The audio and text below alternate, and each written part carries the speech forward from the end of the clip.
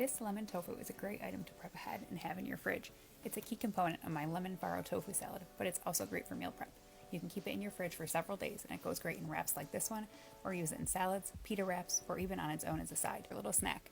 To make it, you're going to want to add 2 tablespoons of oil to a medium largish bowl or a large storage container with a lid. Then add the zest and juice of 1 lemon.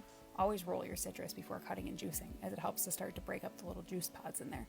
It'll be easier to squeeze out the juice, and you may even get a little bit more out of it.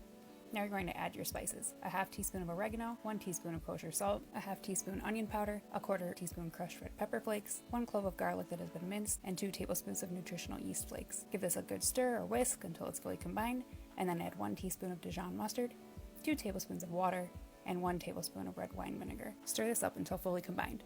Now it's time to add a block of pressed tofu. Now you can break it up into little chunks with your hands like this, or you can dice the tofu into little cubes. Somewhere around 1/2 inch cubes works well. Same goes for the chunks if you break it up by hand. Small bite-sized pieces are best. Pressed tofu is ideal here as it will allow the tofu to soak up more of the flavor from the dressing you just made. If your tofu isn't fully pressed or you're short on time, I would omit adding the water when making the dressing as to not dilute the flavor.